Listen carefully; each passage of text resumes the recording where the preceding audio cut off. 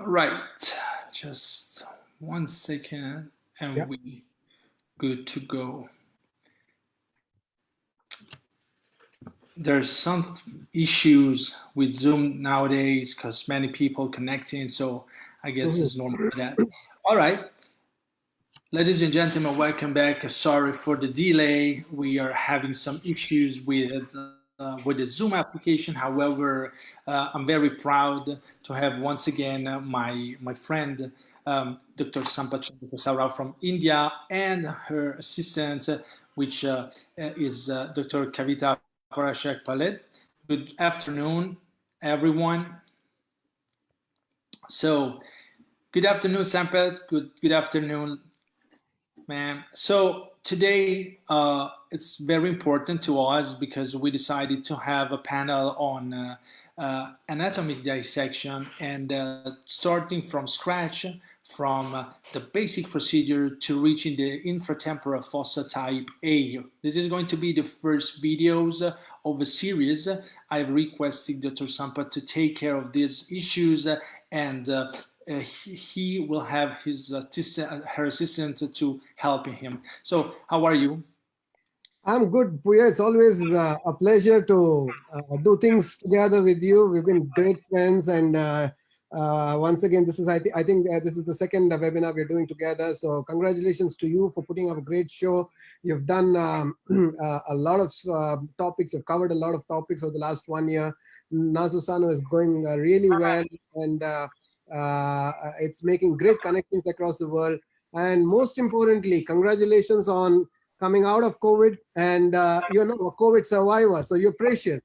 Thank you. Thank you so much for the introduction. So let's go straight to the presentation because today, due to the fact that we cannot perform a live dissection course, however, we will have some beautiful videos and our colleagues will introduce every step and explain every step to perform a correct and safely infratemporal fossa type A. So, do you have your presentation ready? Already, Puya. So let me begin by thanking Puya for the opportunity. And me and Puya go a long way back in association during our times in Italy. Puya is a fantastic guy personally and professionally as well. And having trained under the Italian group in anterior skull base and lateral skull base with Paulo Castelnuovo, and also with us at Mario, Puya is an accomplished skull-based surgeon. Thank you so much. It's been a wonderful association thus far, and thanks once again for the opportunity. So the topic today will be infratemporal fossa approaches, and we will try to stick to the basics of infratemporal fossa without really expanding onto the subject, because I know that a lot of people, even for the experienced surgeons, dissectors, this is an area, this is a piece of real estate that's quite expensive and difficult to master. So we will begin with with a brief history of skull base surgery and infratemporal fossa approaches. Then we go on to the indication, surgical anatomy, and then which will be done by Dr. Kavita, who is my colleague and who works with me in my institutions. And I will then step in to describe the surgical approaches, and I will finish it with going by going through a dissection video. So that's the agenda for today. I don't think we'll be able to complete all the infratemporal fossa approaches. We will try to finish the most important one, that's type A. And as Puya said, so type B, C, and D can probably be clubbed to into one seminar, which we will be having soon once we decide when that's going to be. So I present to you Dr. Kavita Prakash Paled, who is a consultant ENT surgeon working in Bangalore and trained in various centers. So Kavita will be presenting the initial discussions on infratemporal fossa. Thank you. Thank you, Dr. Sampath Rao, sir. Thank you, Nasusana Group, for giving me the opportunity to present about the infratemporal fossa indications and surgical anatomy. So, shall I start? Yes. Yes.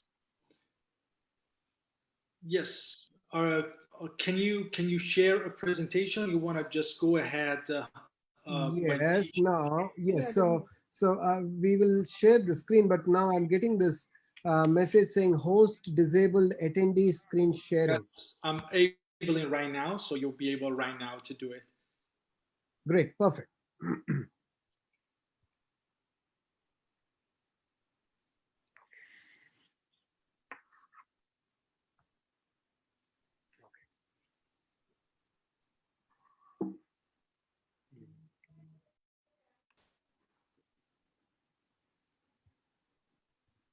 So, coming to the history of infratemporal fossa approaches, a renowned pioneer, that is Charles A. Balance, who was a surgeon who get well versed with the otology and neuro otology field, he said some two quotes about the skull base surgery.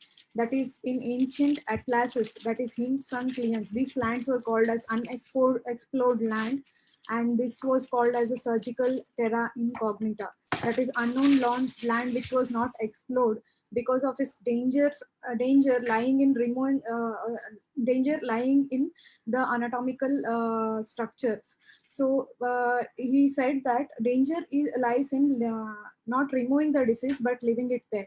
So our responsibility is to remove the disease completely, uh, disease completely, but this is the area which is situated in close relationship to the several important structures, which must be left intact if best results are to be obtained, but sometimes we need to injure it to remove the disease completely. So in 1920, so these were the two legends who taught us the pathway to the skull-base surgery. That is Dr. Harvey William Cushing and Walter Danday, who introduced many skull-base approaches. Most commonly, the posterior approach to the jugular foramina area, and also they introduced the silver clips to the hemostasis of the vessels, and also the electrocautery for the purpose of hemostasis. And Walter Dandy, he excised acoustic neuroma in his time 1920 by acoustic neuroma of the CP angle area, and also he cut the vestibular neuronectomy in Meniere's disease. So these were followed by many legends, pioneers in skull-base surgery. Dr. William House, Dr. Hitzelberg, these both were known as a neuro-otologist. So they introduced the auditory brainstem implant, as well as they introduced the translabyrinthine approach, as well as the middle fossa approaches. And Gaji M. Yasirgil, who was a well-known modern who was known as a well-known modern neurosurgeon, who introduced the frontotemporal-spinodotomy. And Majid Sami, who is a neurosurgeon, who introduced who gave a contribution to the skull-base approaches, as well as in the radiology, interventional radiology of the skull base. And Hugo Fish, I'm going to tell about his history further. And Dr. Mario Sana is a pioneer in a skull base and otology. He's a director in Grupo Otologico. Uh, so coming to the history of infratemporal fossa approaches, it started with the area of glomus jugular region. So in 1941, the Stacy Rufus Guild, so he found out some vascular tumors occupying the different area of the temporal bone region, most commonly in the jugular fossa region. So he also noticed that the blood supply was from the anterior tympanic branch of ascending pharyngeal artery. And he also saw that so this was arising from the glomus jugulaire. He named this structure as glomus jugularis, which was changed to glomus jugulaire because there was a mistake in the word jugularis, a Latin word mistake. So they changed it to glomus jugulaire. So in 1942, Harry Rosenwasser from the Mount Sinai Hospital from New York, so he saw a mass originating from the middle ear, which was extending to the external auditory canal, and he saw that these tumors were bleeding, and it was looking like a carotid body tumor. which was so this gave him interest to study about these tumors and study about the approaches of extratemporal as well as extratemporal approaches to the jugular foramen and the skull base. So he developed the algorithm for this management of the tumor. If there are small tumors involving the tympanic region, so transtympanic approach he used, and if it was involving the mastoid region, he used the mastoidectomy approach. If it was extending into the from the jugular foramen into the intracranial regions, he used the extended wide local excision with the control of the neck vessels. So after following that, there was an incomplete removal of these tumors, and further the patients were subjected to radiotherapy. So this led to the incomplete removal of the tumor. Further, 1952, the CAPS discovered a subtotal excision of the glomus with one of the technique which is well known now for infratemporal fossa A approach, that is rerouting of the facial nerve. And 1953, there is a sign called Browne sign was introduced by Browne. So that is increasing the pressure in the external auditory canal, which blanches this pulsatile tumor. So coming to Gejrot, who did the retrograde jugulography study of the jugular bulb as well as the jugular vein, and he saw and he used many techniques like closing the jugular bulb, closing the internal carotid artery, and using the Sergi cells to control the control the bleeding. So many techniques he used. Along with that, he also used one technique very importantly, which is followed till now, is the sparing of the medial wall of the jugular bulb, because it encompasses the lower cranial nerve. So 1964, the Shapiro and US described the skull base approaches, which includes mainly the IJV ligation and the facial nerve rerouting. So in 1968, House and Glasscock, who introduced the posterior tympanotomy approach to remove the glomus tympanicum. So Hugo Fish, so he by the time in early 1970s, so he got three basic things. One is the ligation of the IJV, one is the facial nerve rerouting, and he also got, along with the working with the Gaji Jurich, the neurosurgeon, he got an idea of, so these areas can be accessed by the removal of the bone of that region. So all three things he included in his this thing. So he decided, he paid attention for removal of the complete removal of the jugular foramina tumors, and he introduced, he classified the glomus tumors into different classifications, though, so they occupy the different anatomical regions, and he introduced according to that the infratemporal approaches like type A, B, and C, which I'll be dealing in the next further slides. So Glasscock and Jackson, who distinguished the tympanicum from the jugular.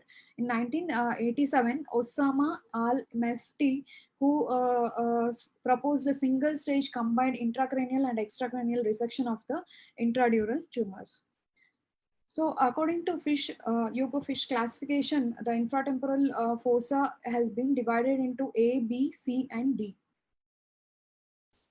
So coming to infratemporal fossa type A approach, the regions which can be accessed through this approach is the jugular foramina, infralabyrinthine region, apical part of the petrous bone, vertical segment of the internal carotid artery, upper jugulocarotic space, and primarily it is used this one for the extradural lesions. So the key in this removal of these tumors occupying this region was the anterior transposition of the facial nerve to provide adequate control in this region.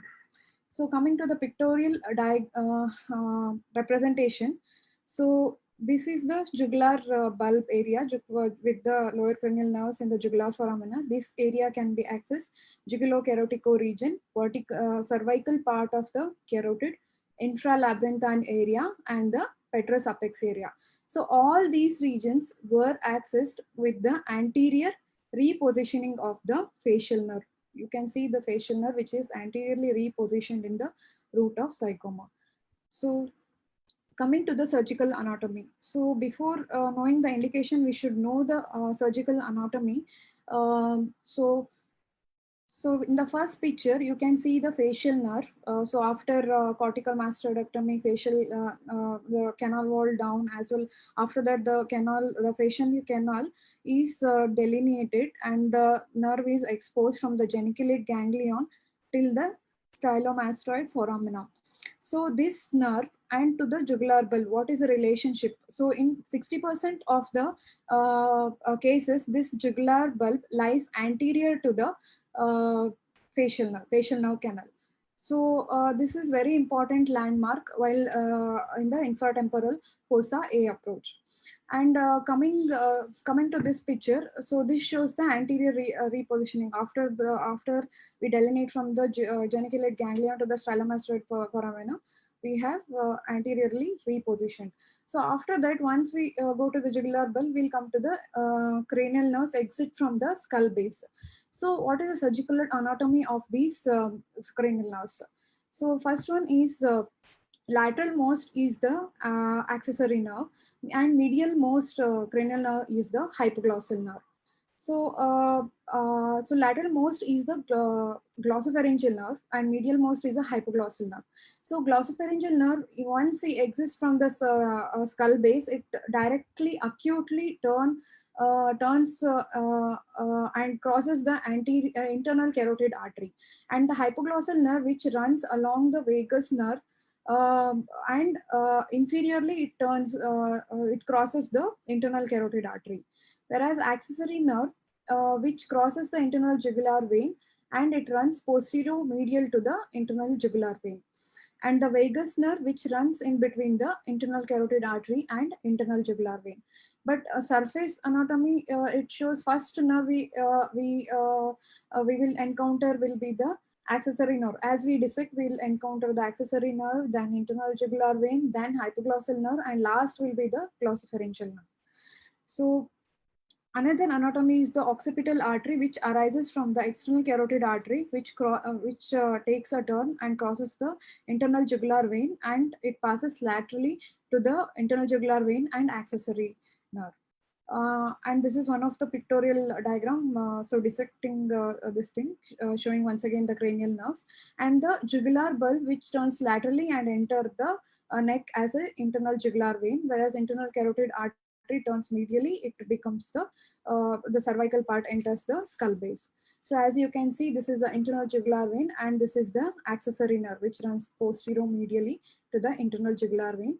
You can also see the vertebral artery here. So whenever the tumors extending beyond jugular foramina into the neck, so it can extend into till the vertebral artery also. So coming to this picture, so in this picture, in these two pictures, it indicates there are some structures lateral to the vascular structures in the neck. So those are from lateral to medial, the styloid process, posterior belly of digastric muscle, then facial nerve, and sternocleidomastoid. So whenever there is extensive glomus tumors involving the neck region, sometimes these structures, which are I described from lateral to medial, need to be sacrificed or anteriorly repositioned to gain access to this region. So this completes the surgical anatomy of type A approach. So indications are so type C and type D glomus jugular tumors. That is type C is the tumors involving the carotid canal, and also D is the intracranial extension. It can be intradural or the extradural. And lower cranial, so jugular foramina is nothing but the venous as well as the neural region. So the nerve schwannomas are also can be excised, and meningiomas of the jugular foramen. So lesions of the infralabyrinthine and apical compartments of the temporal bone, such as cholesteatoma, lower clival chondromas, extensive facial neuromas. And some of the soft tissue tumors also can be excised, like rhabdomyosarcoma, cholesterol granuloma, myxoma, adenoid cystic carcinoma, and skull base osteomyelitis, and carotid aneurysm, glomus caroticum, and ceruminoma. Coming to infratemporal type B approach. So in this approach, it is an extra labyrinthine approach, which is mainly designed for the petrous apex and clival region. So in A approach, we completed the tympanic bone part, and now we are further going in further regions. So can you see these pictures? So we were confined to this area in the previous approach. So now we are extending further to include the petrous bone, that is petrous apex, as well as the clival bone. So you can see in this picture the surgical anatomy of the temporal fossa B approach. So coming to the petrous apex, so this is the pyramidal shape bone which lies posteromedially in the skull base, whose base is formed by the cochlea and the anterior wall of the internal auditory meatus, and anteriorly by the Gasserian ganglia. And the anterior wall is dehiscent, but and it is anteromedially it is occupied by the petrous part of the internal carotid artery. And there is one fissure in between the clivus and the petrous apex, is petro-occipital fissure, so which has a dense fibrous tissue in that. Along with that, it has a inferior petrosal sinus, so which divides the petrous apex from the mid-clival region. So mainly in this approach, so we have to know the bony components and the important vascular and neural components. So which is the vascular component is the petrous part of the internal carotid artery, which has two parts. One is vertical part and the horizontal part. So vertical part is about 5 mm in length, and longest will be the horizontal part. So how we can expose this internal carotid artery? So what are the landmarks? So structures which lie lateral to medial to this internal carotid artery are: one is the glenoid fossa, next one is the middle meningeal artery from the foramina spinosum, and mandibular nerve from the foramina ovale, and the eustachian tube. So whenever we drill these structures from lateral to medially, so we can directly see this petrous part of the carotid artery. So coming to indication, so the lesions involving the petrous apex are cholesteatoma, cholesterogranuloma, epidermoid cyst, glial cyst, mucosal cyst, chondrosarcoma. And clival lesions includes chordoma, chondrosarcoma, and extensive glomus lesions involving the clivus. So other lesions, other rare lesions involving the eustachian tube area, such as choristoma, melanoma, and some of the hemangiomas. So coming to infratemporal fossa C approach. So it is once again the anterior extension of the type B approach. So what was the difference between type A, type B and C is, so we can see here the pterygoid plate. So we confine the B approach till its posterior border. But in C approach,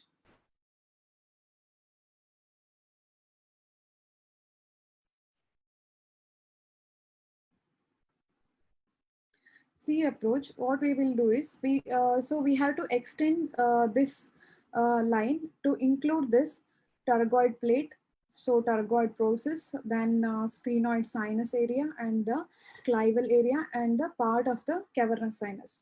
So this is anterior extension of the type B approach, where the pterygoid process is drilled, providing the control of the important areas, that is nasopharynx, pterygopalatine fossa, and sphenoid sinus.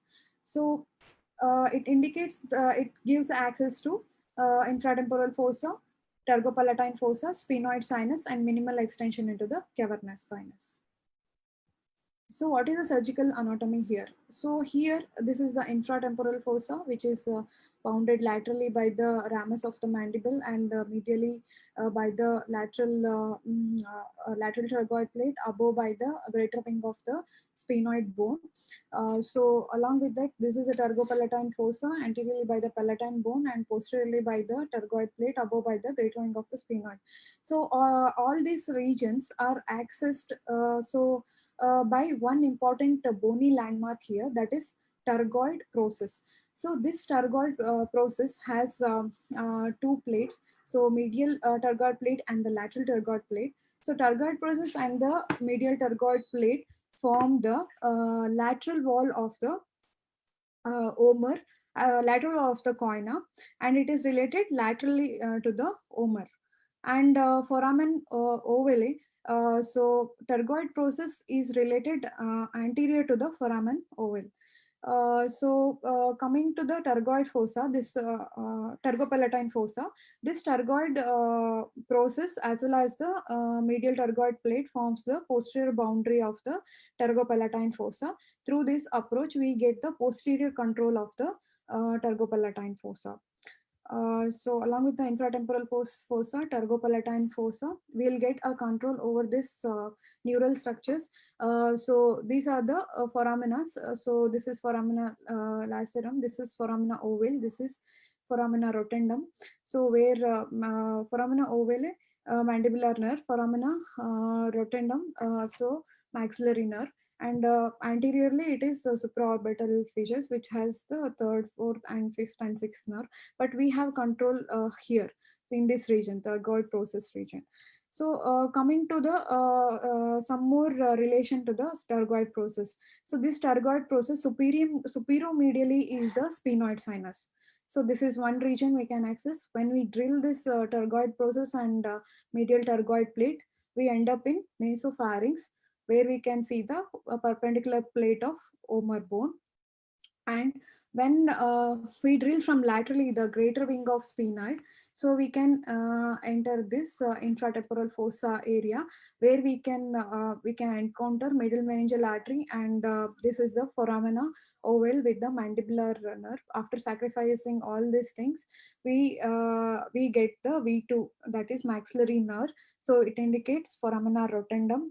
So it indicates we are in the posterior aspect of the tergopalatine fossa. And also the internal carotid artery with the genu region we can access.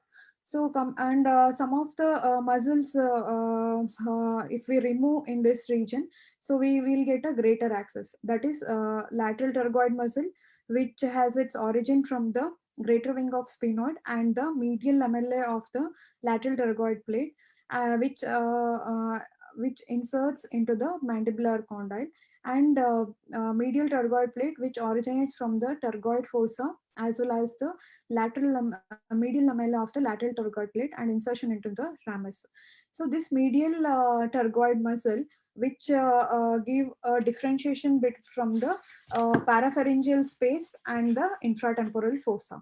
So when we cut this nerve, we will get access to the infratemporal fossa, parapharyngeal space also. So what are the indications? Mainly this infratemporal fossa C was for the nasopharyngeal carcinomas, and also the tumors of the infratemporal fossa, and the peritubal tumors such as cylindroma, adenoid cystic carcinoma, and the nasopharyngeal persistent or recurrent post-irradiation nasopharyngeal carcinomas, and juvenile nasopharyngeal angiofibroma involving the tergopalatine and ITF, that is type C type of tumor. And some of the soft tissue tumors like rhabdosarcoma, chordoma, plasmacytoma, squamous cell carcinoma, and as I said, parapharyngeal space can also be accessed. So the tumors involving that regions are pleomorphic adenoma and teratoma. So coming to infratemporal D approach. So here once again we extend our line. So anteriorly to involve this zygomatic region and the posterior part of the maxillary bone, and superiorly to involve the cavernous part of the internal carotid artery, cavernous sinus region, as well as the clival region.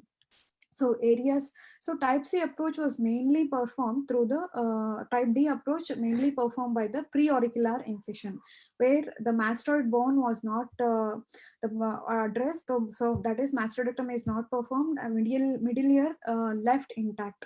So eustachian tube is not sacrificed in this approach. So it is mainly designed for the infratemporal fossa approaches, which is extending to the cavernous sinus and the clival region, less extension into the tergopalatine and the sphenoid region, and also the paracellular region. So coming to other preauricular approaches, temporal approach, that is infratemporal transzygomatic approach, where we do a craniotomy, means craniotomy of the bone, so that we can access the paracellular as well as the cavernous sinus region. So coming to the surgical anatomy in this region. So in this region, as we take in third picture, so as we take a preauricular incision, we should know about the layers in this region. So first will be the superficial temporal fascia, which has more important superficial temporal vessels and frontal branch of facial nerve in that, and the deep temporal fascia, which divides into the outer thick as well as inner thick fascia, which houses the superficial temporal pad of fat, which is avascular structure. So this fascia inserts into the zygomatic process and continues along the masseter region. Here also it gives a control over the facial nerve while dissection. And this is a temporalis muscle which will cut and reflect anteriorly. So coming to the internal carotid artery of this region, because as initially we have mentioned that we can access the cavernous sinus. This is the genu area, so which is related to the cochlea, which is about 1 to 5 millimeter distance from the genu, and the geniculate ganglion is also related to the genu of the internal carotid artery. As you can see here, inferior petrosal sinus, superior petrosal sinus. So this petrous apex divides. So inferior petrosal sinus, which divides the petrous apex into the clival region. So so after dissecting almost all the bone, so we will approach after the genu area, once we come in the clival region. So there this petrous part of the internal carotid artery becomes the goes along the lacerum and becomes the cavernous part of the internal carotid artery, which has the two vertical limbs and one horizontal limb and two genus. And this you can see the Gazerian ganglion, which is giving V2, V3 and V1. So this indicates we are in the cavernous sinus region, and we can access to the sphenoid sinus area, that is paras, and also the paracellular region here. And some of the other that is third nerve and the fourth nerve is going to the supraorbital fissure here. So this is the abducent nerve, which is going to the Dorellos canal in the petrous apex, crossing the internal carotid artery.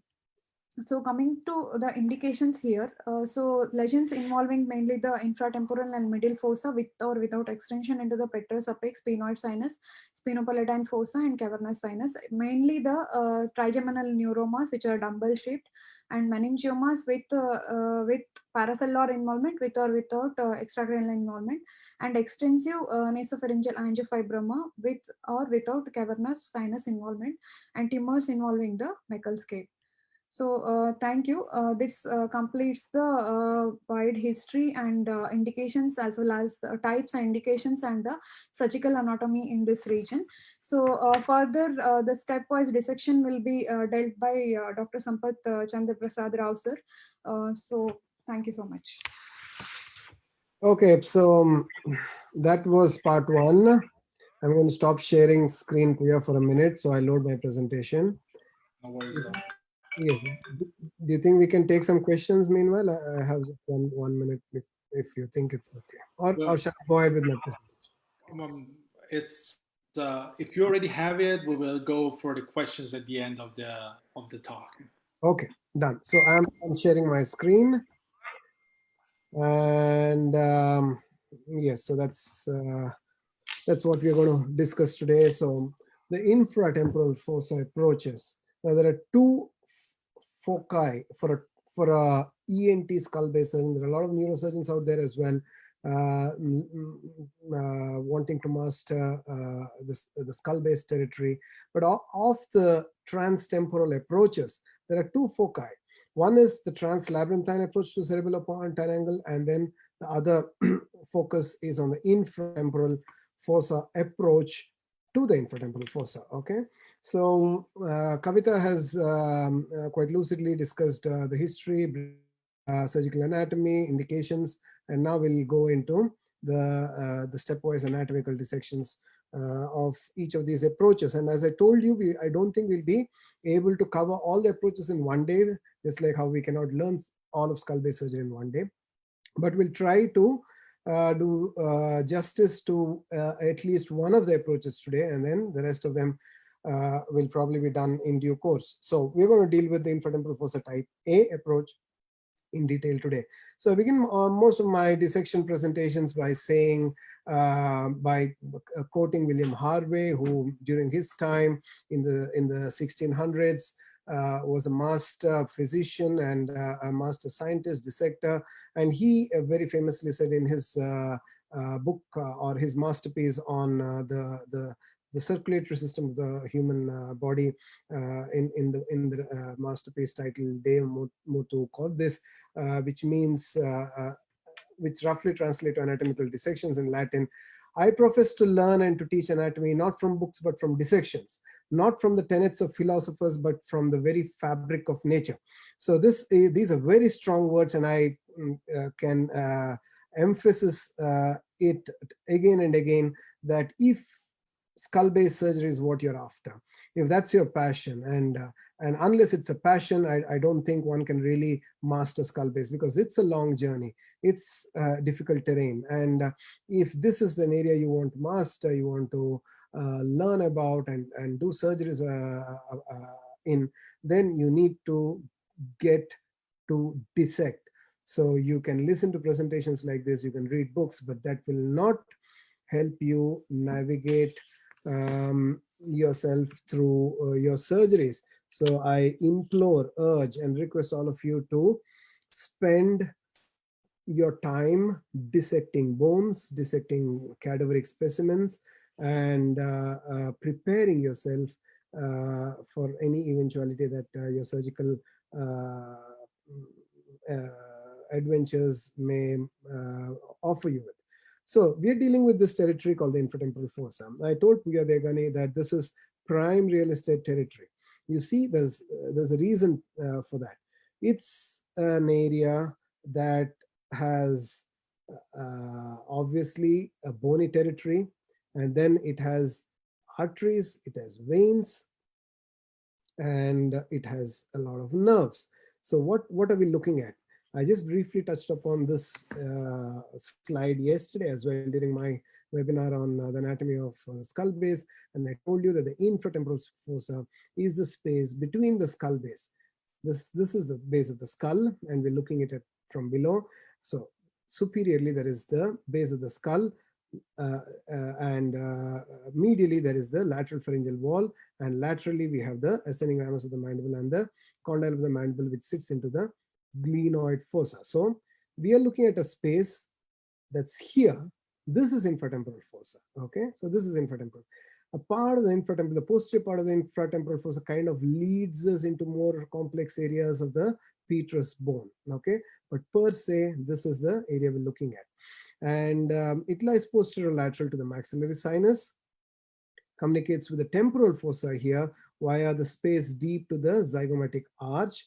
This area is not too significant unless we're looking at giant cell tumors, which are generally focused around the greater wing of sphenoid. It communicates, so the infratemporal fossa communicates with the pterygopalatine fossa via the pterygomaxillary fissure. In this area, more a territory to be dealt with by anterior skull base surgery, and not so much purely by the lateral approach. And posterior inferiorly it opens into the neck. It continues the infratemporal fossa, continues as a parapharyngeal space, and an anatomical structure that demarcates the infratemporal fossa from the parapharyngeal space is the medial pterygoid muscle. So again, we're looking at this area now. Okay, so the infratemporal fossa, again, you see this is the skull base here. Medially we have the lateral pharyngeal wall. The ascending ramus of the mandible has been removed to open up and show the space. The pterygomaxillary fissure, the pterygopalatine fossa, is where the infratemporal fossa communicates anteriorly, and then from there on we get into the nose. and inferiorly it opens down into the neck. So what are some of the structures that we can identify here? Again, the tympanic bone. You see, this tympanic bone for me is the gateway to lateral skull base surgery. This is a small bone, but it's located in a very, very crucial junction between the temporal bone and the infratemporal fossa. So this has to be dealt with, removed a lot of times for us to get into more deeper areas. Now this is the zygomatic arch. The zygoma bone is here, and this is the glenoid fossa formed by the zygoma, and here you have the greater wing of sphenoid, and this is the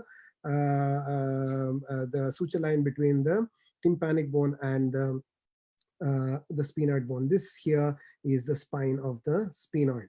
Now, again, going back to the boundaries, medially, the infratemporal fossa is bound by the lateral pterygoid plate. This one here, the tensor veli palatine muscles, the levator veli palatini muscles, the superior constrictor muscles, which are all muscular attachments to the base of the skull. Laterally, again, the ramus of the mandible and the condyle process of the mandible, which the articular surface of which sits in the glenoid fossa. Anteriorly, the posterior wall of the maxillary sinus. Superiorly, it merges with the temporal fossa under the arch of the zygoma. The floor is the medial pterygoid muscle, below which the infratemporal fossa continues as the parapharyngeal space. The roof, of course, we discussed, is formed by the greater wing of sphenoid, which has a foramen ovale, foramen spinosum, etc. Now, infratemporal fossa.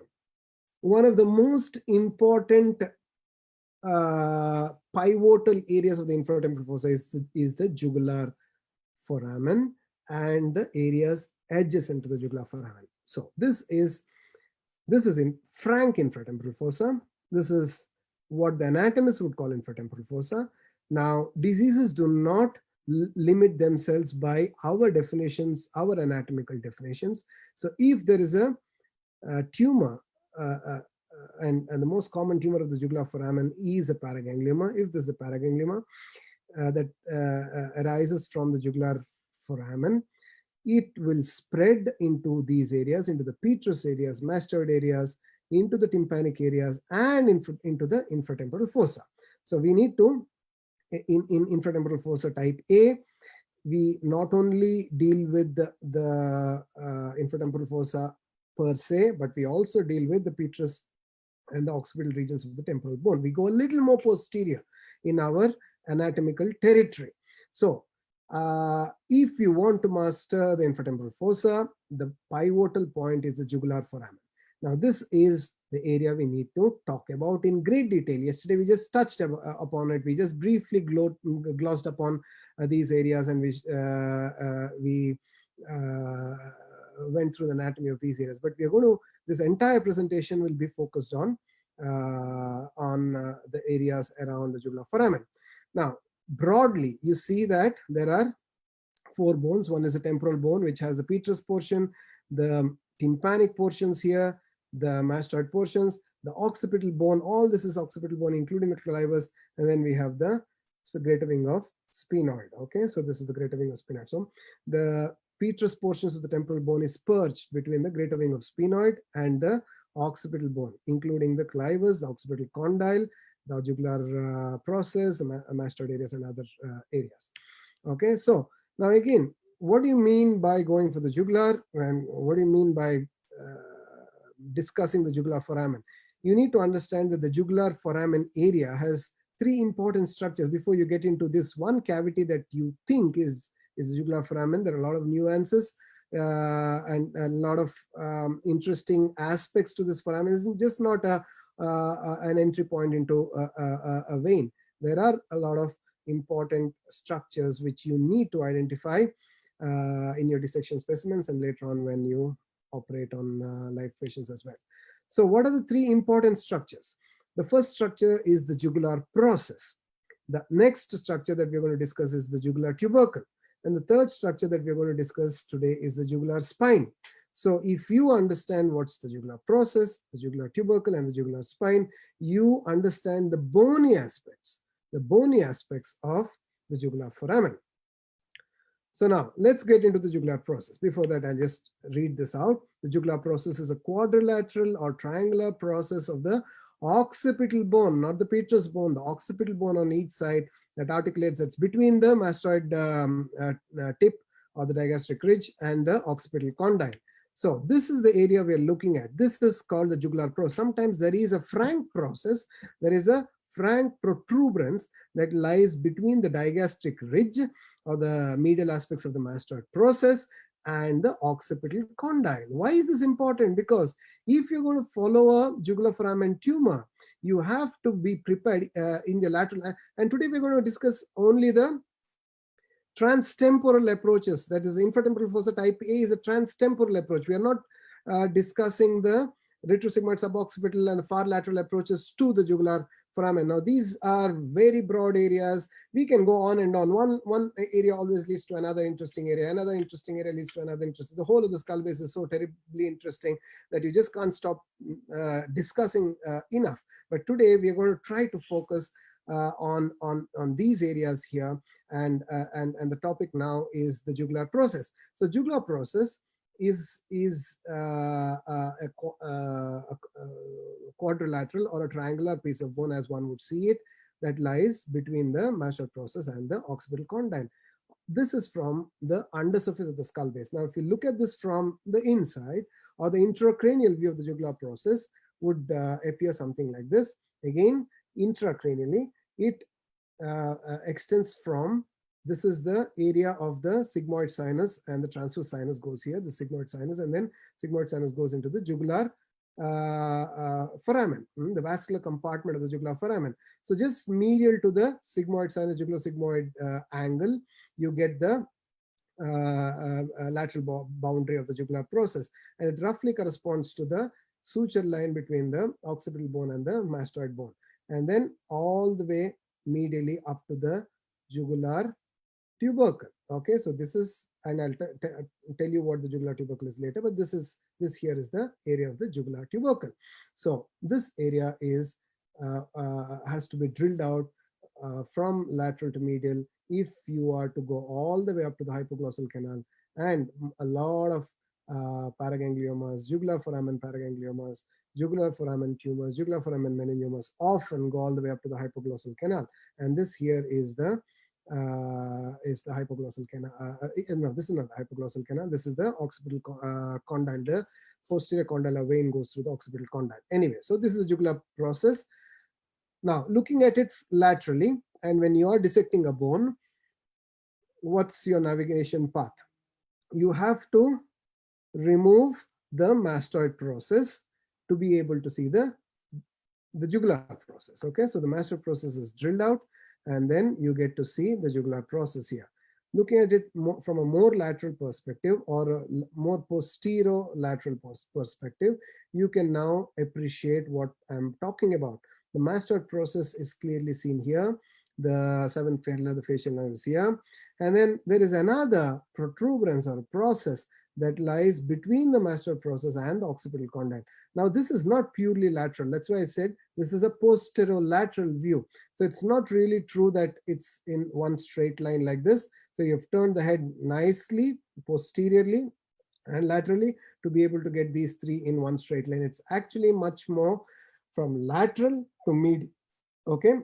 Now, if this is the occipital condyle, what does it articulate with? The occipital condyle articulates with the atlas. So this is the atlanto-occipital joint, and can you just put this one? Yeah. So this is the atlanto-occipital joint, and this is the atlas, the lateral process of the C1, and then you have all the vertebral artery anatomy, posterior and lateral to the to these areas. So the jugular process also gives attachment to a muscle called the rectus capitis lateralis. So this muscle has to be drilled out or cut or sectioned before you drill all the way up to the occipital condyle in search of your hypoglossal canal. Now, if you look at these pictures, it may look a little confusing. It may look like it's something like a potpourri, but it's for those of you who are a little bit more familiar, I would call out to all those people who've attended the World Skull Base Fellowship Diplomas to look carefully into some of these dissection pictures. Now, let's begin with this. we are looking at a lateral view of the suboccipital area.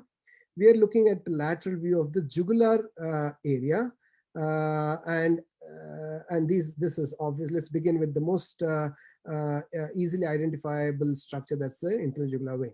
So the internal jugular vein always lies just anterior to the transverse process of C1. Now, this is the transverse process of C1. So this is the bony protuberance of the transverse process of C1. Just anterior to the transverse process of C1 is where you find the internal jugular vein. Medial to the internal jugular vein, you have the 9th, 10th, the 11th cranial nerves into carotid artery and all these structures. Now, this is, we'll begin from this point, transverse process of C1, the arch. So the vertebral artery goes through this arch, and we're not going to discuss the vertebral artery anatomy at this point. So let's go back to where we began. Now we have removed the mastoid tip here. The entire suboccipital bone has been removed. This is an elastic clip that is retracting the vein here. So this is now, so once the mastoid tip has been removed, what lies between the jugulo-sigmoid junction? The sigmoid sinus is here.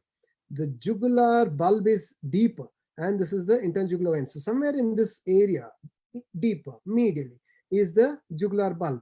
And what lies now after drilling out the mastoid tip and medial to the mastoid tip and lateral to the jugular process, foramen, or the jugular bulb itself, is the jugular process, is a thick piece of bone called the jugular process. You'll have to drill this, and you have to drill this to be actually able to see the okay, cut it. So to be actually be able to see the jugular bulb as such. Okay, so this is the importance of the jugular process. The reason why I'm drawing your attention to the jugular process is because one needs to actually drill out. I've seen a lot of people doing infratemporal fossa approaches. I've seen, I've been to many centers, and a lot of people are doing a lot of presentations in infratemporal fossa approaches. Remember, infratemporal fossa approach is not just about exposing the jugular bulb retrofacially and then nibbling out or removing pieces of tumor from the jugular bulb. If you leave behind this jugular process laterally, you have not completed your dissection, and it is for certain that you would leave behind tumor inside in the deeper aspects of the jugular foramen.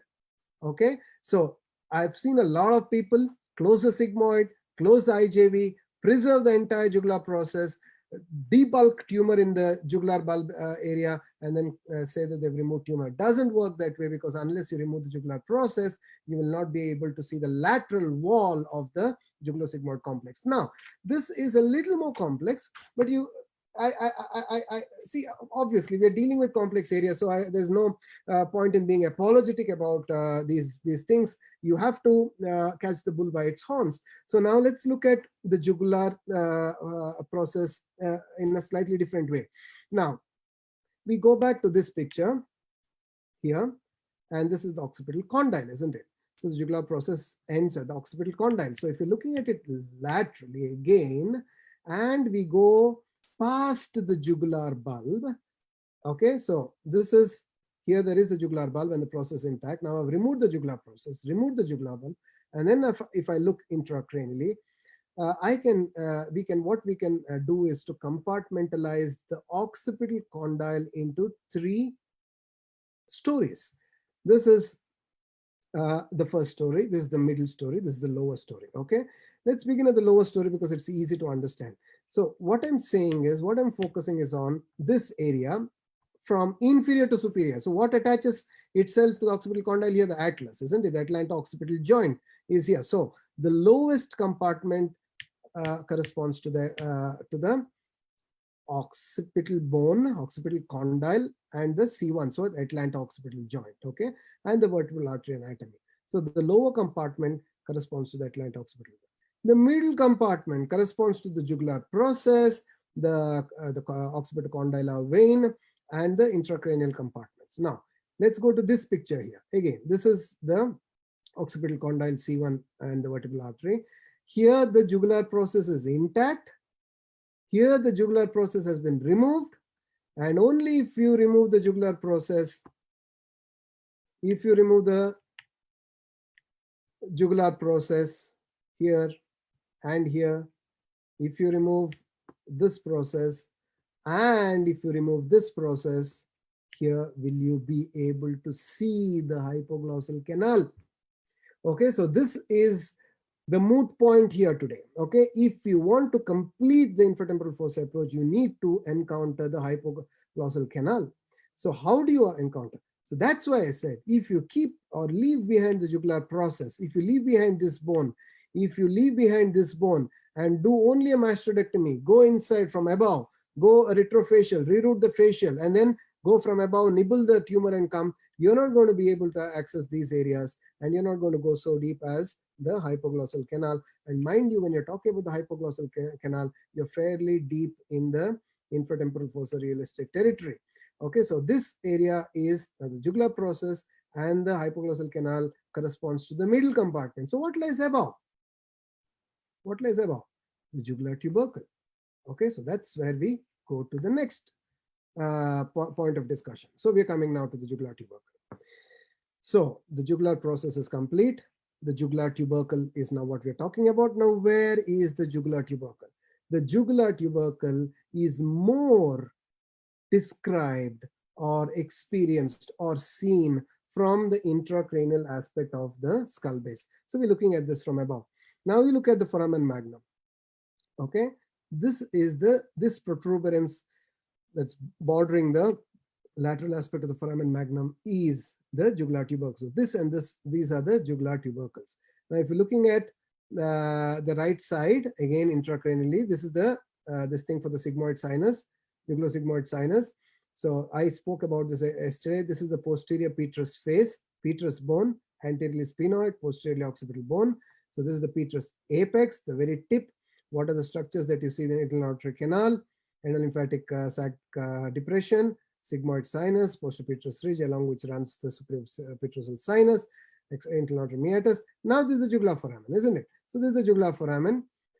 Jugular foramen and all these areas jugular process, you drill and then you come to the jugular tubercle. So when you go back to this picture, you'll realize that you'll have to drill the jugular process completely to reach the jugular tubercle, which is here now. I didn't show that to you earlier, but now you see the upper compartment, the first story of the three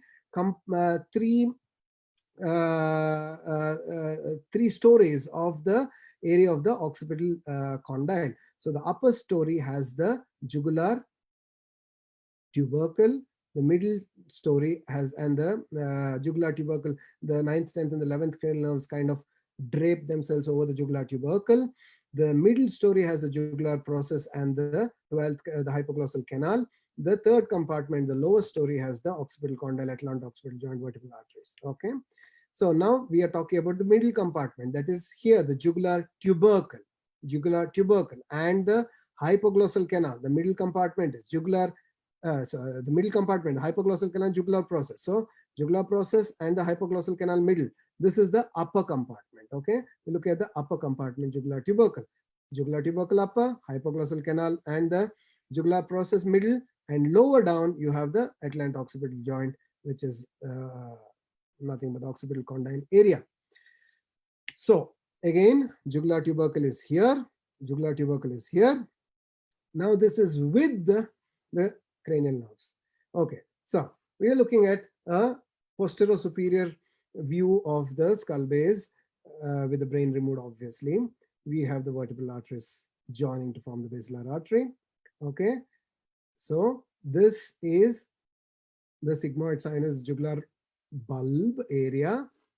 Okay, and then we have the jugular tubercle, which is here.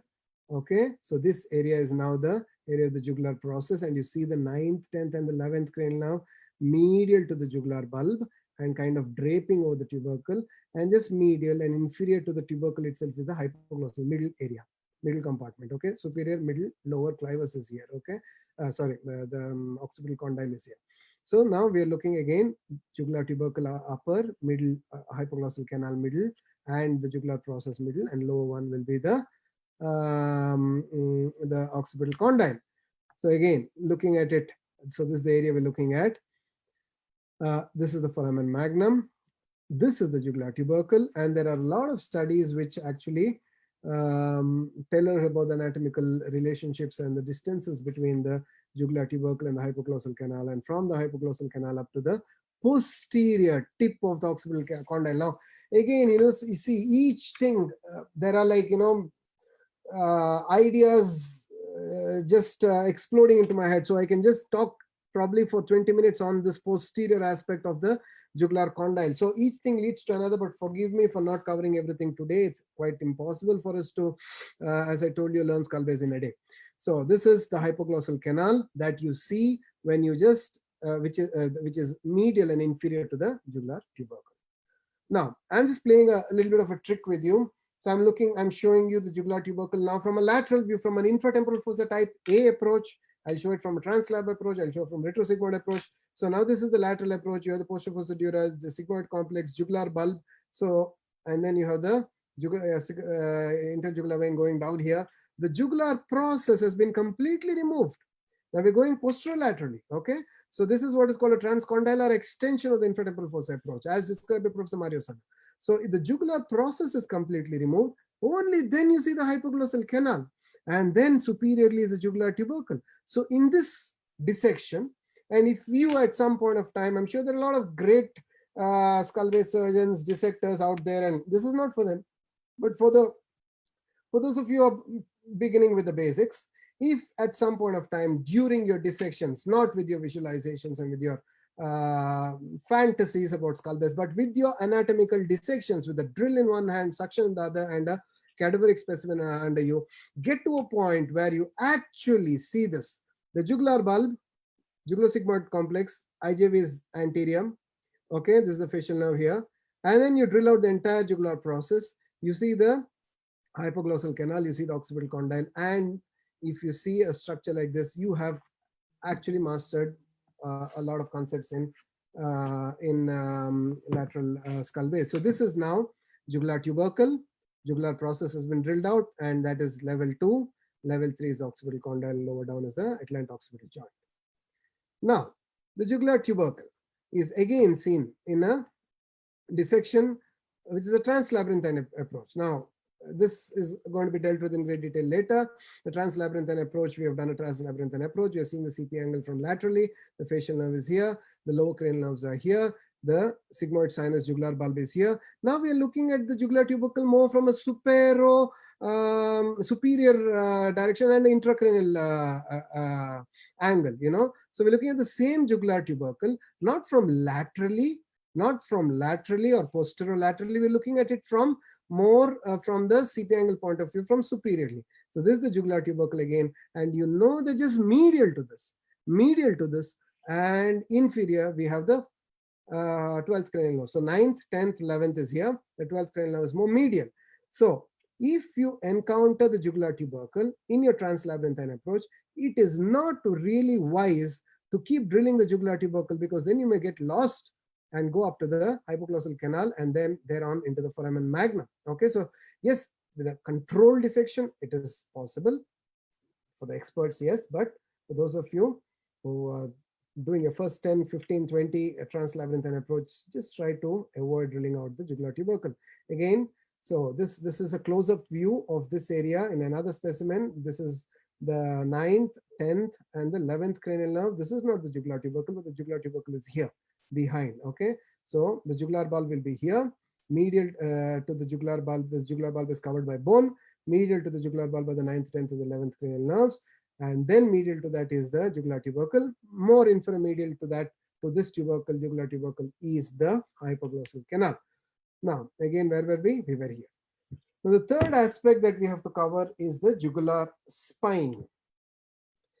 The jugular spine is important more from a neural preservation point of view, okay, not from a tumor resection or approach point of view. Now, an approach is to lead you to the tumor. It's a pathway. The wider the approach, the better it is for you in terms of control and dissection and visibility. But the jugular spine, which is a small structure here, is important to be identified for a couple of reasons. I'll talk more about it. Now we're going back to the same this thing.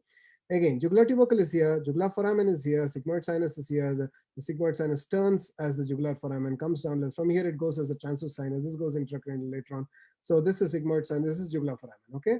Now you see a small bony projection in the anterior margin of the jugular foramen. This spine is called the jugular spine. The jugular spine divides the jugular foramen into an anteromedial compartment and a posterolateral compartment. Some people call this petrosal compartment. This is a posterior ovoid compartment, but nevertheless, remember that there is a smaller anteromedial compartment and larger posterior.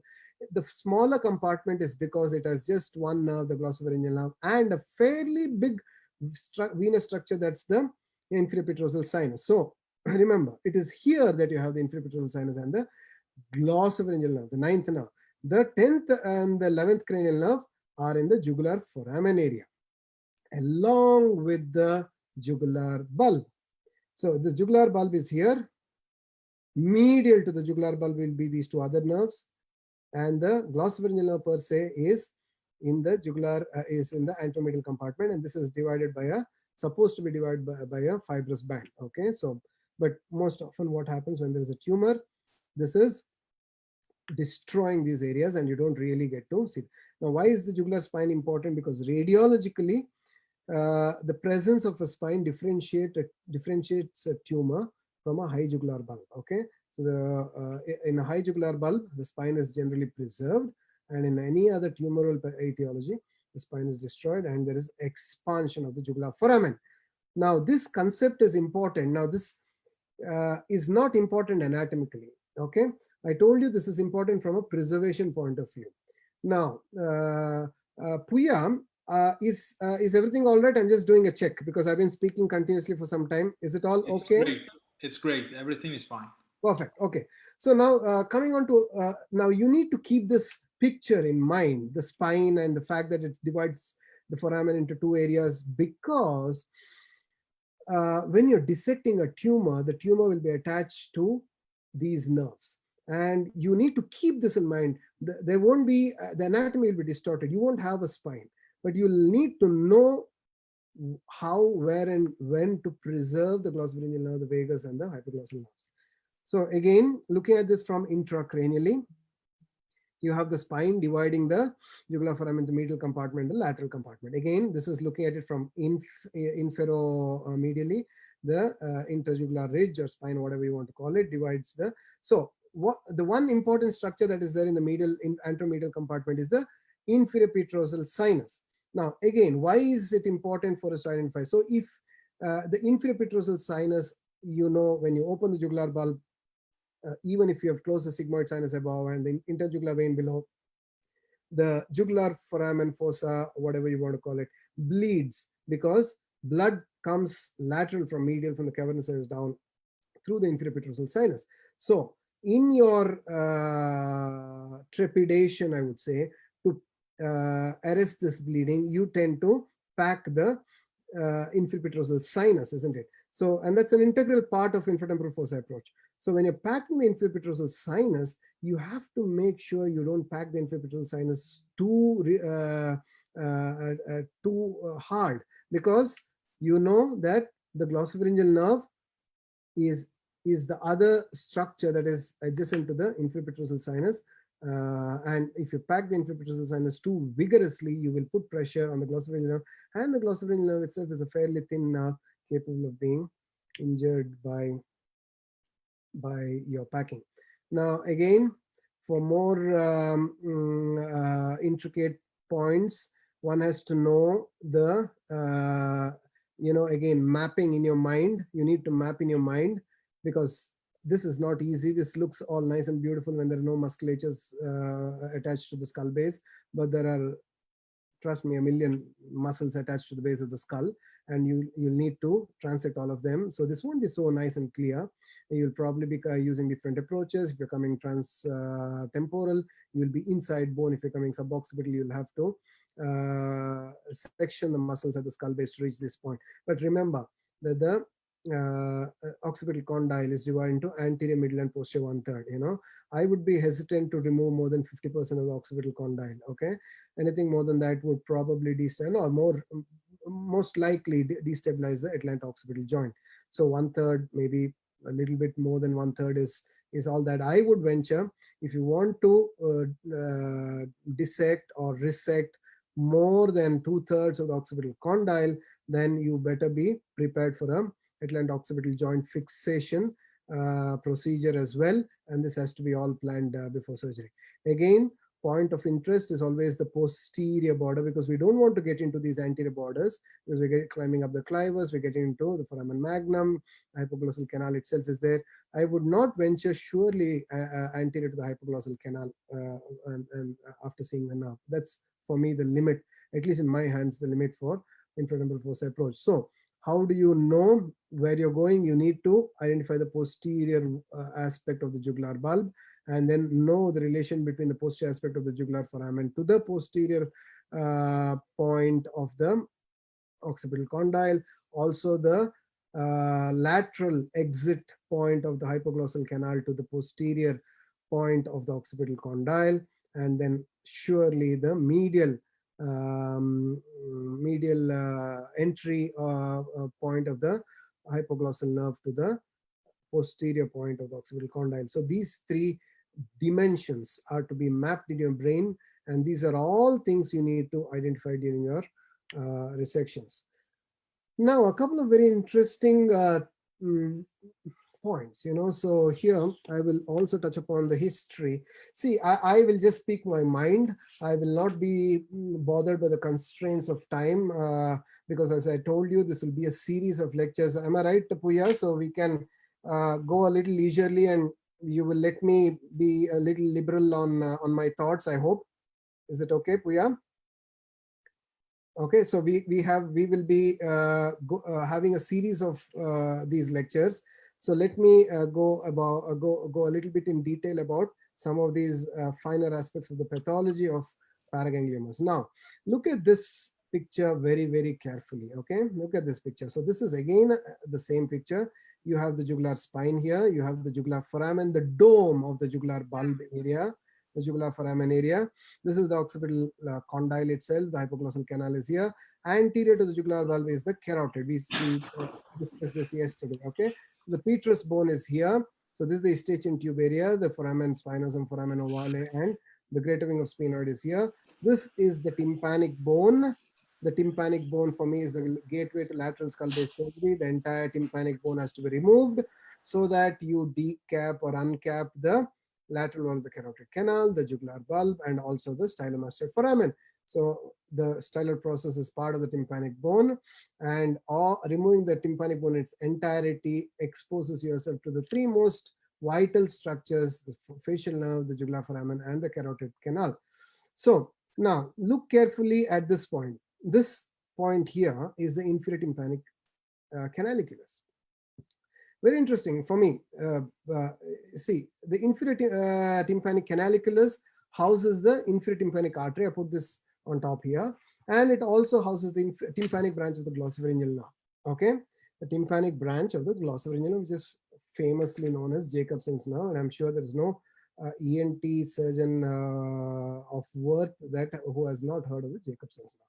Now, the Jacobson's nerve is a parasympathetic nerve, and this nerve, along with the inferior tympanic artery, which is a branch of the ascending pharyngeal artery, enter this small canal called the inferior tympanic canaliculus, which lies between the carotid canal and the jugular foramen. Okay, so we are looking at this point here. Okay, why is this important?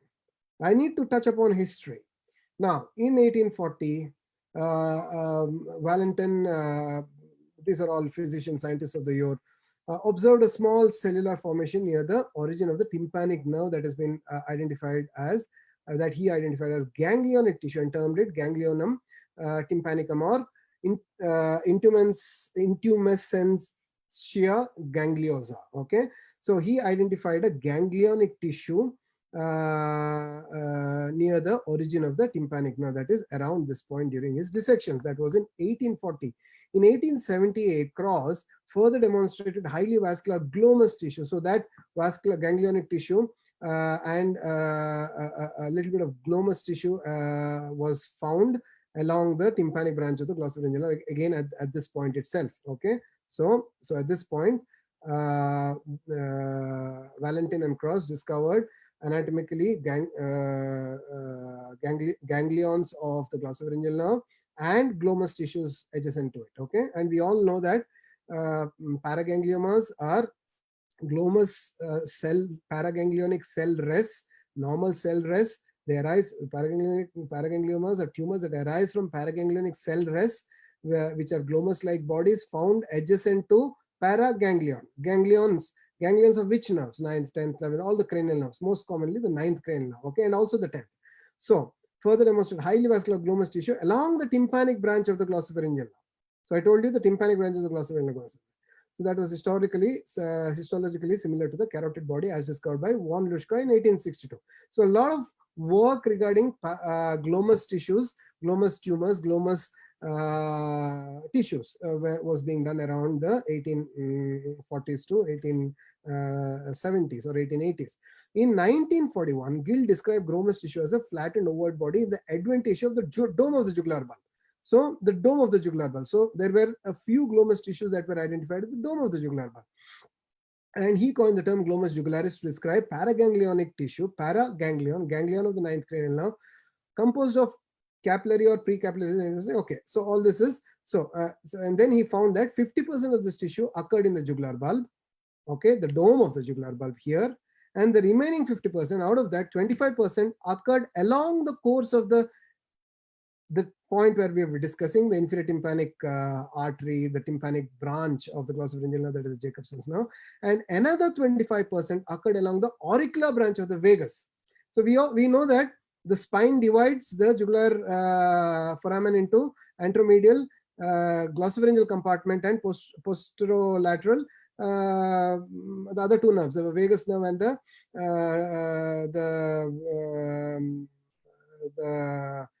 10th and the 11th, the spinal axis nerve come out of the posterolateral triangle. So the vagus nerve is also not too far off. So 25% occurred along the auricular branch of the vagus, Arnold's nerve. So now we know by this historical nugget, we now know why there are 3 types of paragangliomas. Okay, one is paraganglioma arising from the dome of the jugular bulb as described by Gill in 1941. This is what is known as tympanojugular paraganglioma, the red dot. Then we know that there is tympanomastoid paraganglioma, that is described by Valentin and Cross. They both said that there are glomus-like tissues that go along the parasympathetic nerve, that's the tympanic branch of the glossopharyngeal nerve. So the second set of tumor, now we know why they go into the middle ear. They don't involve the bulb per se, and they are more in the middle ear cleft, and they are called tympanomastoid paragangliomas.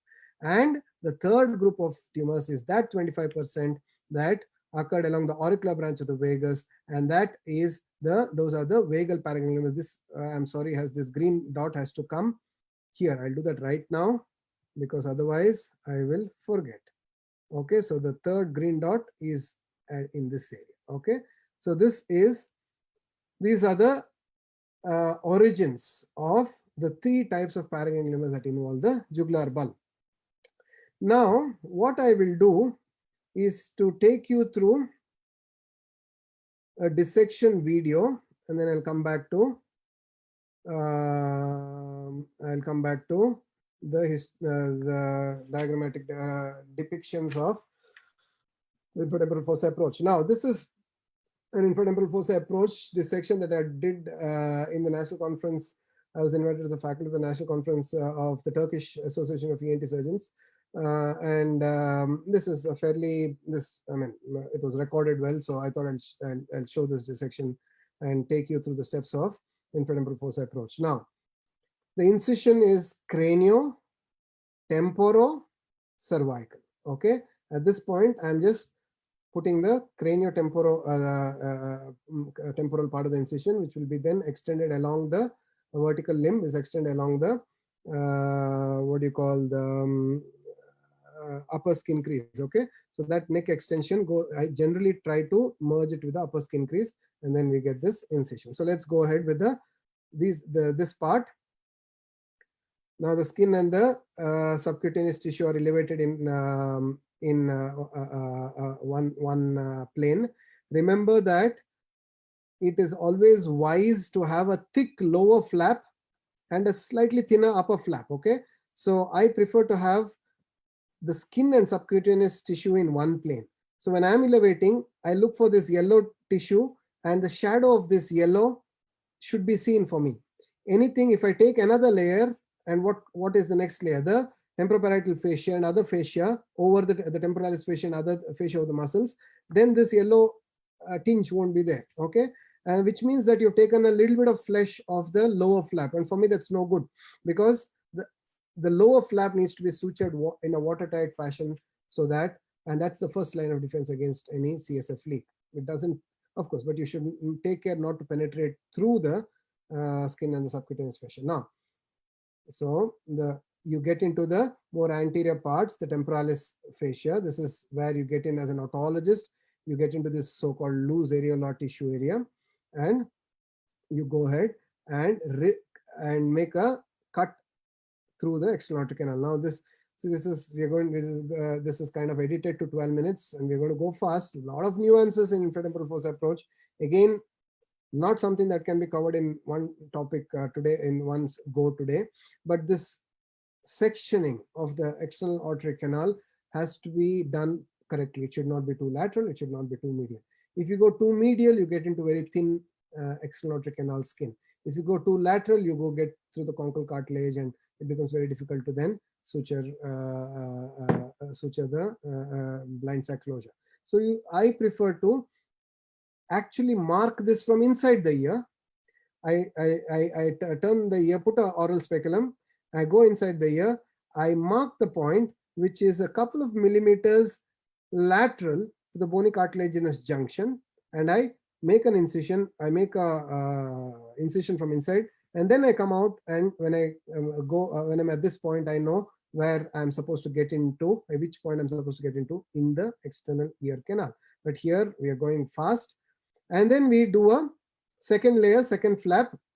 We are doing a we are raising the musculoperiosteial flap. Now this flap has to be raised. Now we don't have cautery, but in the operation theater, I would use a monopolar cautery and remove every so that this flap that I'm pulling behind with my finger is nice and thick.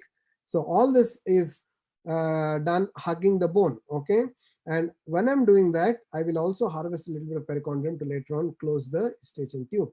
The blind sac closure is a fundamental principal step in all major skull base surgeries. Okay, beginning from subtotal vitrectomy, infratemporal fossa type A, type B, type C and D. Probably we can type D we can avoid because it's a preauricular approach. But in many of the transaortic approach, one has to close because you're going to leave a fairly big cavity, and that's not going to you cannot leave that cavity open. Okay, so once you have elevated this posterior flap, superior flap, anterior flap, you then get into the neck. While doing this, care should be taken. See, some of these steps might not reflect true surgical dissections, because this dissection had time constraints. We had to do it in a big hall, and so I might go quickly in some areas to show the more vital parts of the dissections. But remember, when you're doing the posterior flap, you then start elevating the sternocleidomastoid muscle along with this posterior flap. Okay, so this sternocleidomastoid and the musculoperiosteial flap, all of that come together in one flap. Okay, now, okay, so what else goes behind? You see that the mastoid is completely exposed. So you not only take this sternocleidomastoid out, you also, all this is done with a monopolar cautery like this. You take the splenius capitis, you can go up to the semispinalis capitis, you also take the longissimus capitis. All those muscles come out as you go posteriorly and medially. And this is the posterior suboccipital triangle area. There's a lot of fat, which generally I dissect this fat out because you often get lymph nodes, and you never know if one of those lymph nodes turn out to be positive. You might be looking at a malignant paraganglioma. And in paragangliomas, remember, the term malignant used in association with paraganglioma does not denote malignancy like in head and neck malignancy, other malignancy, which means that it does not mean that this is a spreading tumor. It is just that there is another foci outside the primary area of foci, which it does not really correspond to the term malignant in, let's say, a squamous cell carcinoma. So a case in point is that I had a patient from Bangladesh who had a huge paraganglioma, a young lady who also had a 2-3 millimeter lesion in the cerebellum. Okay, now that lesion grew. I did a surgery. So it was a fairly big tumor, extradural, intradural. So I did an extradural resection. Intradurally kept it for the next stage, hoping to probably team up with the neurosurgeon to remove the cerebellar component as well. But later on, the patient obviously financial constraints, So this cerebellar component grew, and this lady is still alive and she's okay, but the cerebellar component has grown significantly up to close to about 0.5 centimeter or something in about 2 years time at least. So now this is also metastatic paraganglioma, but it does not necessarily mean that this is not really the same as cerebellum or intracranial metastasis in case of a squamous cell carcinoma. Anyway, so this is the posterior part. The first structure that you identify when you get into the neck is the digastric muscle. Okay, so we're coming to that later. Now we are going to do a blind sac. The blind sac is not shown here. I'm beginning with the mastectomy here. This is an edited video. So again, mastectomy is always wide. I begin from laterally, hugging the middle fossa dural plate. In this case, the middle fossa dural plate has to be maintained. We don't need to remove the middle fossa because the dissection is all from this point downwards, from the labyrinthine block downwards. Now, you may ask me, why am I preserving the canal wall? Just for kicks, no apparent reason. I prefer to maintain the canal wall. In a lot of cases, just like that. So I get a few landmarks. I see the facial, I get a nice anatomy. The semicircular canals identified here, lateral canal, posterior canal. The facial nerve is now coming into view. The epitympanotomy is being performed. I do a fairly wide epitympanotomy, even in normal circumstances mostly. And now I'm removing the posterior canal wall. So the whole thing, okay, let's go through this.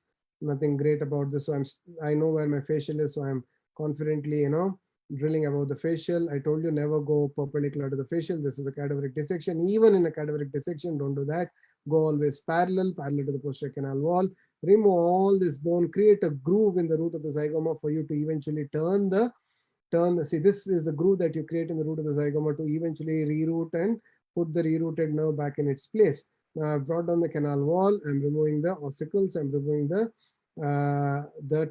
tympanomeatal flap. The skin is removed completely. Now, it's very important that you remove every bit of epithelium. You might remove the whole tumor. You might do heroic stuff all around jugula foramen, but if you do a simple mistake of not clearing off the annulus adequately here, you will be responsible for a iatrogenic cholestoma that grows later on in this same cavity that you've created for during removal of the disease. So now I'm separating the infratemporal fossa soft tissue, which is nothing but the parotid gland and the temporomandibular joint and the ascending ramus of mandible area. I'm removing all that. I'm pushing that forward and to be able to remove the tympanic bone in its entirety. This is one procedure where the entire tympanic bone has to be removed. Now I'm coming close to the facial now. I'm still using a cutting burr. I always prefer to use a cutting burr till I'm fairly close to the facial now. And then I use the diamond burr. Now I'm exposing the facial nerve. You see, drilling on the nerve very gently in a normal way. You see the nerve is intact, not damaged at all by any standards. So when you're doing this in a surgical field, in live surgery, you'll encounter bleeding.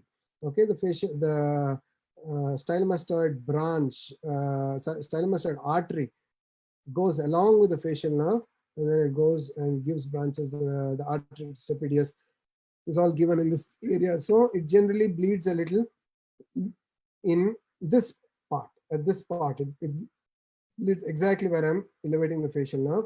I don't hold it with this. I don't hold it with any instrument. The nerve is not held like that. This is again anatomical dissections. And to speeden up things, we do that. Otherwise, a fish hook or any the flag knife or whatever one of these structures can be. Fish hook is what I usually use, is used to reroute the nerve in its entirety all the way up to the geniculate ganglia. Now this is possible. There are a few points in rerouting. Rerouting will be easy, complete, and perfect if you follow the more distal parts of the facial nerve up to the bifurcation of the parotid. Here I have not followed it because generally in anatomical specimens, the parotid will be liquefied, and to find the nerves will be a little difficult unless it's a very fresh specimen. So here I can easily pluck out the whole of the parotid. So from it, but otherwise in surgery, it's always wise to go up to the parotid to the facial bifurcation of the parotid and medially up to the geniculate ganglia. But make sure you don't damage the blood supply area in the area of the geniculate ganglia, because you've already sacrificed one. The facial nerve results will be good only if you preserve this. Okay, so where are you going to reroute it and place it? You're going to place it in this groove that you just drilled along the root of the zygoma. Okay, so you're not cutting it. Oh, I'm cutting it only because I didn't have anything to hold the nerve in place. I didn't have tissue glue, I didn't have sutures, and I had to go through the dissection. So otherwise what you do is you keep this nerve held in position like this. You also suture the parotid, take some sutures and pull the parotid upwards to take this nerve completely out of your dissecting field.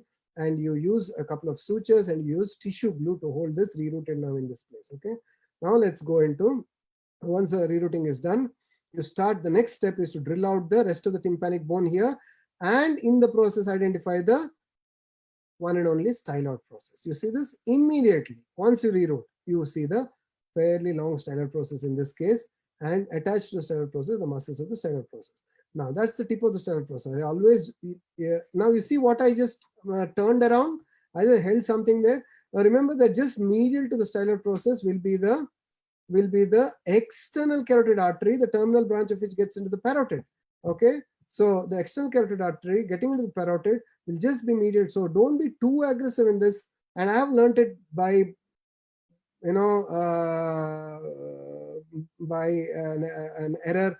So if you are cautery, you may nick the external carotid artery, nothing happens. I mean, it's external, not the internal carotid artery, but make sure that you do not go too far. Hug the styloid, be safe, remove all the muscles, push the muscles down, isolate the entire styloid process, and now drill whatever is left of the tympanic bone. Okay, that's how you, so now we're drilling the entire tympanic bone, and now we're looking at this area, the jugulosigmoid junction. So you're ready to expose the jugular bulb, you're ready to expose the carotid. The only part of the tympanic bone is the styloid bone, the small part on this thing, and a little bit of bone on the jugular bulb. This is already the jugular bulb here. Okay, and now you go drilling. Once you've drilled, you identify, now what have you identified? You've identified the jugular bulb. Okay, so this is the jugular bulb, this is the shadow of the carotid, labyrinthine block is intact, pre-sigmoid dura exposed, sigmoid sinus more or less exposed, post-sigmoid, retrosigmoid not necessary, but this is now the jugular process. This is the area you'll have to drill out to get into the more deeper areas. Okay, so now what I'm doing is, and to drill out the jugular process, you'll have to actually remove all the attached muscular attachment of the skull base, which includes the rectus muscles, and you need to expose. So the jugular bulb is nicely exposed. Some piece of bone here, again tympanic bone only. Okay, because still the carotid canal is still tympanic bone, and that is why the styloid is still in its place. And here we are detaching the last parts of the tympanic bone from the styloid, and the styloid is completely mobilized and resected out. Okay, this is, now if you look at this, this is the base of the skull. Okay, the undersurface of the petrous, occipital bone, whatever bones that you've been listening to me so far. Okay, so this is the base of the skull, undersurface of the base of the skull. Okay, now we resect the styloid process. By doing so, we are now completely in control of the carotid. Just under the styloid, you get the carotid. Okay, do a little bit of dissection and you'll find the carotid. But in the normal specimen, this is not so easy because this is all where the tumor will be. Okay, this is all where the tumor will be. This whole area, trust me, this whole area will be covered by tumor like this. In a fairly big, I'm not talking about C2, C1, C3, C4. This whole area here is covered by tumor, sometimes going into the mastoid, all these areas. Okay. Now we are identifying the IJV, the interjugular vein. This is the 11th cranial nerve crossing the IJV. You cut the IJV, obviously using vascular clips, not like this. This is the IJV, okay, which is being cut. That's the 11th cranial nerve, the spinal axillary nerve, which is lateral. In 80% of the cases, it's lateral. Then you bring it down, and this will all have tumor inside. And then you go forward. So one side you have cut. I'm showing you the lumen of the IJV. Okay, so that's the lumen of the IJV. Trust me, it's the IJV. And then you now have to close the tap from above. So you close the sigmoid sinus by doing a extraluminal packing. So if you close here, you close here. How do you repair your plumbing? If you have to change your pipe, you'll have to block the two ends and put a new pipe in between, isn't it? Here there is no putting of a new pipe.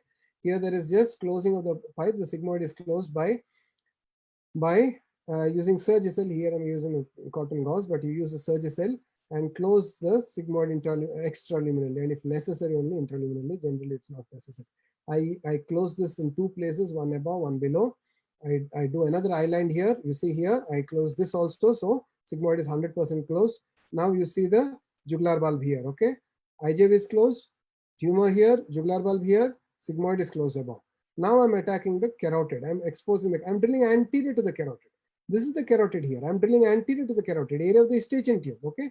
Now I'm exposing the jugular bulb to show it's the internal wall of the medial wall of the jugular bulb in all its glory. You see this? This is where I cut the IJV. Now this is one of the openings, most likely to be the inferior petrosal sinus. Sometimes inferior petrosal sinus can be outside the skull base. Okay, so this is fairly big, which means it's inferior petrosal sinus.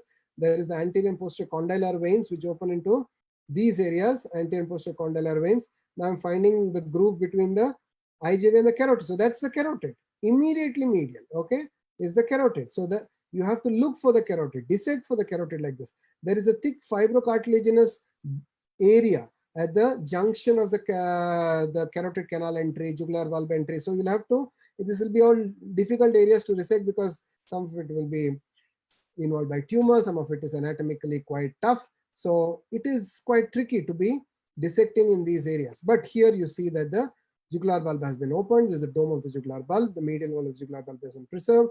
Now I'm doing carotid dissection. Somewhere here, you will find the 9th cranial nerve. I think it's here. You can see the 9th cranial nerve crossing the internal carotid artery. The internal carotid artery, the 9th cranial nerve, or the glossopharyngeal nerve crosses the carotid quite above, high above. So I'm going now, drilling anterior to the carotid. I'm always using a diamond burr around the carotid, a big diamond burr, posterior to the carotid in an attempt to now reroute the carotid. See, the cochlea is still intact, okay? The cochlea is still intact. Now I'm going along the greater wing of sphenoid area. I have gone quite deep here. Now you can combine the carotid. This is all infratemporal fossa type A. You can combine it with the type B, type C and all by now drilling along the greater wing of sphenoid, which is more anteriorly here, okay? This is more anterior, okay? For that you need to use a cutting burr. It's not enough to use a diamond. But the carotid is ready to be transported if necessary, but generally it's not necessary to always transpose the carotid. So carotid is here, jugular bulb is here. This is now the jugular process, which needs to be drilled posterior to the jugulosigmoid complex. You drill it with a cutting burr because it's a big chunk of bone till you reach the hypoglossal canal. Now, this is the hypoglossal canal. You have drilled the entire to reach the hypoglossal canal. Okay, you need to drill a little more. I think I had very little time, so I didn't get into the jugular bulb areas. Okay, so I now moved into vertebral artery dissection. Now this is the lateral process of the C1 transverse process. Now this is the arch. This is the vertebral artery. Now this is all beyond the scope of this discussion. I'm doing a vertebral artery dissection. I'm doing what is called a far lateral approach. I'm drilling out the arch of the transverse process of C1. and I'm going to the vertebral artery. So this is the whole vertebral artery. So all this, so I'm completely transposing the vertebral artery. This is another subject altogether, far lateral, suboccipital, extreme lateral approaches. All this is a part of vertebral artery exposure. So where does the vertebral artery go? It gets into the foramen magnum, isn't it? So how close are we? We are very close. If I just remove this bone here, and then all this can be one big specimen. Okay, so this is anatomical dissection of infratemporal fossa. I just cut the vertebral artery to show the lumen of the vertebral artery here. Then the C1 nerve, C2, all that is all in relation to the vertebral artery. We'll talk about it some other day. Now, Pooya, do we have time, or are we over and done with? I think that we're a little bit late. Yes. Okay. Right. So we will proceed for the futures meeting, which are Yeah. going to be provided in the next few weeks, or might be probably the next one. It depends on your schedule.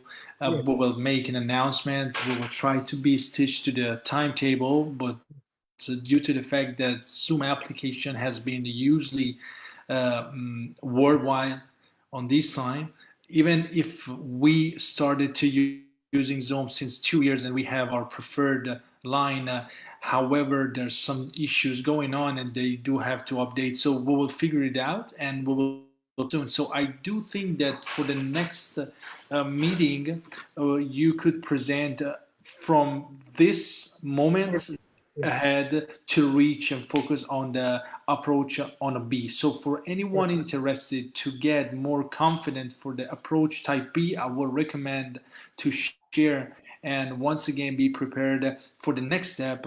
But this is going just to happen if you already have the clear vision of the type A. So you have to watch these seminar to be able to attend for the next one. So thank you, Sampath, and of course I really would like to thank Kavita Prakapalet for the brief introduction, and thank you once again. And I hope that everyone will be attend the next one. For anyone that missed this one, will be available on a Facebook channel, and also we will try to provide it on our YouTube channel.